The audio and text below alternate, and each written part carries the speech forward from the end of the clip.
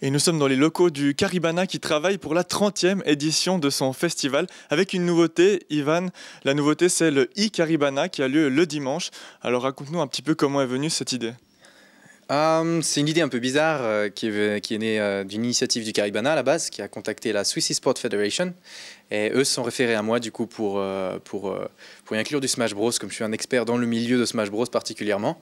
Et à partir de là, on a vu ce qu'on pouvait faire. On s'est rendu compte qu'avec les moyens de l'industrie de la musique et les nouveautés de l'e-sport à travers le monde, il y avait vraiment moyen de faire des trucs cool. Et ça a donné le projet qui est né cette année. C'est un projet qui est une première mondiale. En quoi est-ce que c'est une première mondiale qui se déroulera au Caribana le 21 juin, le dimanche ? Alors c'est un mix qui est une première mondiale en fait. C'est vraiment la formule qui n'a jamais été vue. On a beaucoup de très gros tournois Smash Bros à travers le monde. On a des très gros festivals. Mélanger les deux, faire un open air, une journée où l'objectif c'est vraiment de faire du show plutôt que de se concentrer uniquement sur la compétition ou sur le côté entertainment, c'est une première justement. Et j'ai l'impression que, en tout cas vu la réponse de l'audience jusqu'à maintenant, beaucoup de monde est très enthousiasmé par le projet. On espère que ça se passera très bien.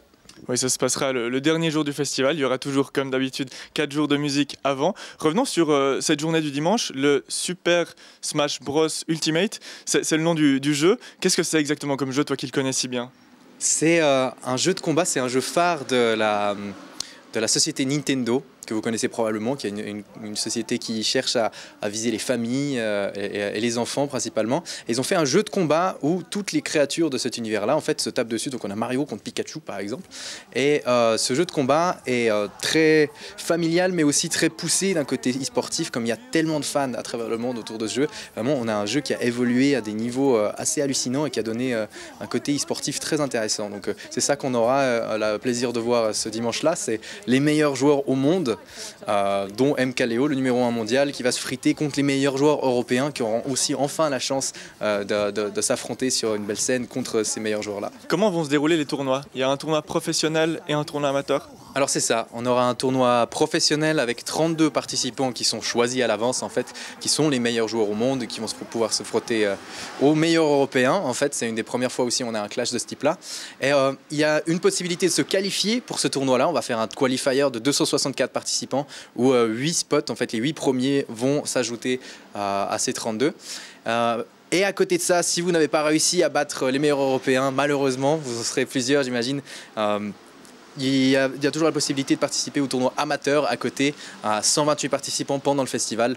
L'inscription est le 13 février, avec une majoration du festival de 15 francs. Et beaucoup de gens sont déjà sur l'affaire. Si vous êtes intéressé, je vous propose de sauter sur les billets le plus vite possible. Et en plus de cela, en ce jour du dimanche, on pourra aussi assister à d'autres activités, toutes liées au e-sport. C'est une journée un petit peu dédiée à ça. Oui, c'est ça. On va essayer de faire un maximum autour du e-sport et de le mélanger au mieux en fait avec l'univers de la musique.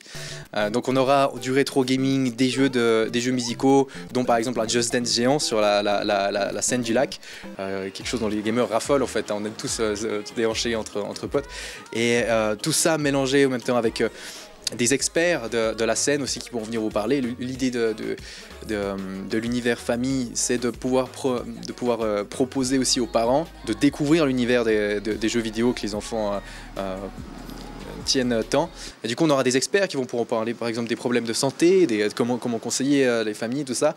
Et on rajoute à tout ça une silent party avec au même temps, ce qui nous permet de passer un excellent moment en musique tout en jouant aux jeux vidéo et en découvrant cet univers. Sans oublier un concert encore de Lost Frequencies. Les billets sont actuellement à 25 francs. C'est pour encourager peut-être les gens à venir tester cette nouveauté. C'est un peu ça, oui. La très grande force de l'e-sport pour moi, c'est l'accessibilité. De la même façon que la très grosse force du jeu Super Smash Bros, c'est l'accessibilité rien que d'un point de vue d'un spectateur. On peut comprendre ce qui se passe à l'écran très facilement par rapport à d'autres choses moins accessibles. Donc voilà, c'est ça la proposition. Les prix vont augmenter petit à petit, mais on veut commencer avec un prix de base qui est accessible et pour encourager du coup la clientèle de se laisser tenter à ce nouveau projet, à cette nouvelle journée. Alors ce 30e Caribana Festival et cet e-Caribana promet. Merci beaucoup Ivan. Avec plaisir, merci à vous.